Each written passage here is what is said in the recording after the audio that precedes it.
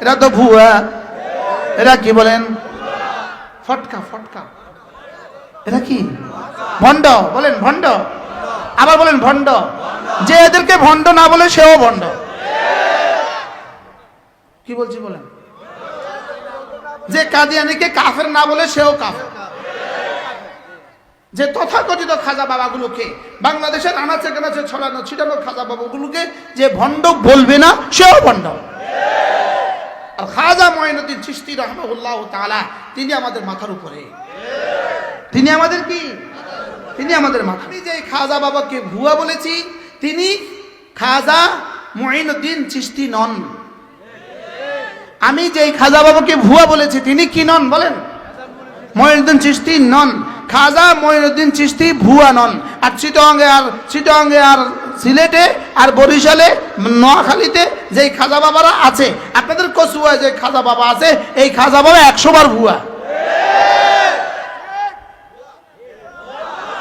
বলেন যাকে ভুয়া বলেছি বলেন তিনি খাজা মঈনুদ্দিন চিশতি নন।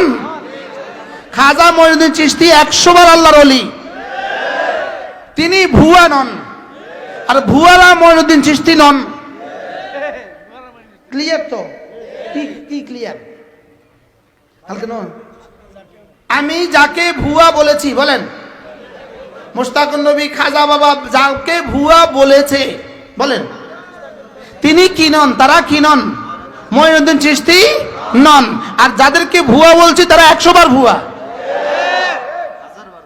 1000 বার ভুয়া। এই ভুয়া খাজা বাবা দেশে আছে না নাই? সব বের করো এখান থেকে, সব বের করো। লা ইলাহা ইল্লাল্লাহ, লা ইলাহা ইল্লাল্লাহ, লা ইলাহা ইল্লাল্লাহ। নাই কোনো মাবুদ আল্লাহ ছাড়া, নাই কোনো মাসজুদ আল্লাহ ছাড়া, নাই কোনো মানে আল্লাহ ছাড়া, নাই কোনো মুতি আল্লাহ ছাড়া। তাহলে আমরা যাদেরকে ভুয়া বলেছি তারা ভুয়াই। খাজা মঈনুদ্দিন চিশতি আমাদের উদ্দেশ্য না। মনে থাকবে কথা ইনশাআল্লাহ? মনে থাকবে। আল্লাযীনা আমানু ওয়া কানু ইয়াত্তাকুন। আল্লাহর ওলি কারা? ঈমানের উপরে উঠে যারা, শিরিক মুক্ত ঈমান যাদের কলিজায়, আর গুনাহ মুক্ত জীবন যাদের। তোমাদের খাজা বাবা যারা নামাজ পড়ে না এরা আবার খাজা বাবা, এরা আবার মঈনুদ্দিন চিশতি হয় কেমনে? এরা তো ভুয়া। এরা কি বলেন? ফটকা ফটকা। এরা কি? ভণ্ড। বলেন ভণ্ড। আবার বলেন ভণ্ড। যে এদেরকে ভণ্ড না বলে সেও ভণ্ড। কি বলছি বলেন? যে কাদিয়ানীকে কাফের না বলে সেও কাফের। যে তথাকথিত খাজা বাবাগুলোকে বাংলাদেশের আনাচে কানাচে ছড়ানো ছিটানো খাজা বাবাগুলোকে যে ভণ্ড বলবে না সেও ভণ্ড। আর খাজা মঈনুদ্দিন চিশতি রাহমাহুল্লাহ তাআলা তিনি আমাদের মাথার উপরে। তিনি আমাদের কি? তিনি আমাদের মাথা।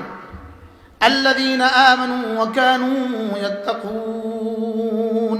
তাহলে মুত্তাকিকে, আল্লাহর ওলিকে ঈমান আনে যে তাকওয়ার উপরে উঠে, যে তাকওয়া মানে ফরজ ওয়াজিব ছাড়ে না, তাকওয়া মানে সুন্নতগুলো পারতপক্ষে ছাড়ে না, তাকওয়া মানে নফলগুলো ছাড়ে না, তাকওয়া মানে কোনো গুনাহ করে না। আমি বললাম রব্বুল আলামিন এভাবে যদি কেউ মুত্তাকি হয়ে যায় আপনি তাকে কি দিবেন? আল্লাহ তাআলা বলেন কথা দিলাম লাহুমুল বুশরা ফিল হায়াতিদ দুনিয়া ওয়া ফিল আখিরাহ। তাদেরকে দুনিয়াও দিব আখিরাতও দিব। তাদেরকে কি দিব? কথা তো দূর চলে গেছে, মনে আছে? হযরত আব্দুল্লাহ ইবনে মাসউদ রাদিয়াল্লাহু তাআলা জবাবে কি বললেন? মারাদি দুনুবি। মনে আছে? হযরত ওসমান কি বললেন? হযরত আপনার কি অসুখ? তিনি জবাবে বললেন মারাদি দুনুবি। আমার গুনাহ হলো আমার অসুখ, গুনাহ হলো আমার অসুখ। গুনাহ কি? আমার গুনাহ হলো আমার অসুখ। সাহাবাদের আবার গুনাহ কি? একদল আছে শুধু সাহাবাদের গুনাহ বাইর করার জন্য ওনারা চেষ্টায় রত আছে। অর্থাৎ ওনাদের কোনো গুনাহ নাই, ওনাদের ওস্তাদদের কোনো গুনাহ নাই, ওনাদের নেতাদের কোনো গুনাহ নাই। সব গুনাহ শুধু নবীদের আছে, সব গুনাহ শুধু সাহাবীদের আছে। নাউজুবিল্লাহ বলে না? আচ্ছা এদের নবীদেরকে গুনাহগার বলার লাগে এত টেনশন কেন? বুঝেন নাই কথা বলে? সাহাবীদেরকে গুনাহগার বলার লাগে এত টেনশন কেন? নিজের গুনাহ চোখে দেখে না কি হয়? নিজের গুনাহ কি দেখে না? নিজের গুনাহ। এইজন্য নবীদেরকে বলতে হবে মাসুম, সাহাবীদেরকে বলতে হবে মাগফুর ও মাহফুজ। নবীদেরকে বলতে হবে কি মাসুম, আর সাহাবীদেরকে বলতে হবে কি এদেরকে আল্লাহ মাফ করে দিয়েছেন। এদেরকে আল্লাহ কি করে দিয়েছেন? এদেরকে আল্লাহ কি করে দিয়েছেন? মাগফুর। এরা হলেন মাগফুর এবং মাহফুজ, এদেরকে আল্লাহ হেফাজত রাখছেন। সুবহানাল্লাহ।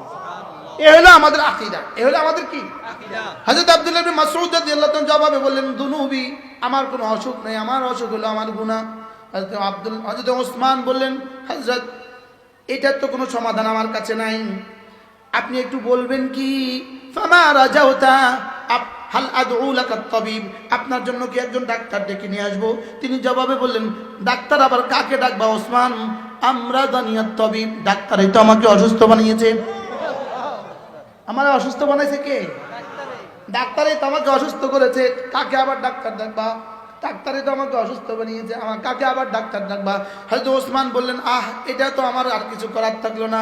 এবার বলেন ফামা রাজাউতা, আপনার জীবনের শেষ সময়ে যদি আপনি কোনো আশা পোষণ করেন, আশাটা আমার কাছে বলতে পারেন, আমি আপনার আশা পুরা করে দিব। হযরত আব্দুল্লাহ ইবনে মাসউদ রাদিয়াল্লাহু আনহু জবাবে বলেন রাজাউতু রাহমাত রাব্বি, আমার জীবনে আর কোনো আশা নাই, আমার আশা হলো আমার রবের রহমত। কি ভাই, আমার আশা কি? পারলে আমার একটু রহমত দিয়ে যাও। হয়তো ওসমান বললেন এটাও তো আমার হাতে নাই, আমরা তো আর কিছুই করতে পারলাম না। পকেটে হাত দিলেন, কিছু স্বর্ণ মুদ্রা বের করে বললেন হযরত এই টাকাগুলো আপনার কাছে থাকুক, আপনার মৃত্যুর পরে আপনার মেয়েরা এগুলো ব্যবহার করবে। হযরত আব্দুল্লাহ ইবনে মাসউদ রাদিয়াল্লাহু তাআলা জবাবে বললেন ওসমান আমা আলিমতা, তুমি কি জানো না রাসূল বলেছেন মান ক্বারা সূরাতুল ওয়াকিয়া ফি কুল্লি লাইলা, যে সূরা ওয়াকিয়া পড়বে প্রতি রাতে আল্লাহ তাআলা দারিদ্রতা তাকে জীবনে কখনো স্পর্শ করবে না। ওসমান আল্লামতুহুন্না সূরাতুল ওয়াকিয়া, আমি ওদেরকে সূরা ওয়াকিয়া শিখিয়েছি।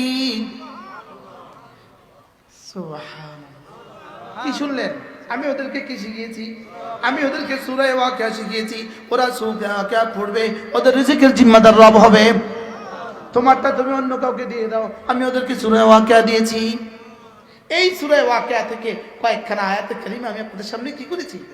ফালা উকসিমু বিমাওয়াকিন নুজুম ওয়া ইন্নাহু লাকাসামুন লাউ তা'লামুনা আযীম ইন্নাহু লাকুরআনুন কারীম। কুরআনে কারীমের সবচেয়ে বড় কসম হলো এই কসমটা, ফালা উকসিমু বিমাওয়াকিন নুজুম। আল্লাহ তাআলা বলেন আমি মাওয়াকিন নুজুমের কসম খেয়ে বলছি। মাওকাউনের জমা, মাওকাউন শব্দের অর্থ উদয়ের জায়গা এবং অস্তের জায়গা, আর নুজুম শব্দের অর্থ হলো এই মহাশূন্য যত কিছু আছে সবগুলোকে নুজুম বলে। সুবহানাল্লাহ। নুজুমের মধ্যে সূর্য আছে, নুজুমের মধ্যে চন্দ্র আছে, নুজুমের মধ্যে উপগ্রহ আছে, গ্রহ আছে, নক্ষত্র আছে, সবগুলো নুজুমের মধ্যে আছে। তাহলে নুজুম মানে হলো এই মহাকাশে যত কিছু আছে সবগুলোকে একসাথে নুজুম বলে। আর মাওয়াকে মানে উদয়ের জায়গা, অস্তের জায়গা। সূর্যের লেগে প্রতি বছরে 365টা উদয়ের জায়গা আছে, 365 অস্তের জায়গা আছে। চন্দ্রের জন্য 365 উদয়ের জায়গা, 365 অস্তের জায়গা। প্রতিটা গ্রহের জন্য, প্রতিটা উপগ্রহের জন্য, প্রতিটা নক্ষত্রের জন্য, প্রতিটা মহাকাশে যত কিছু আছে প্রত্যেকটার জন্য 365 উদয়ের জায়গা আছে, 365 অস্তের জায়গা আছে। এবার বুঝে থাকলে বলুন তো দেখি, একটার জন্য আছে 365 যোগ 365 সমান 730। সুবহানাল্লাহ। তাহলে মাওয়াকে নুজুম মানে কি? সমস্ত গ্রহ নক্ষত্রের কি উদয়ের জায়গা এবং অস্তের জায়গা। তাহলে এবার বলুন তো দেখি গ্রহ নক্ষত্র কয় কোটি আছে?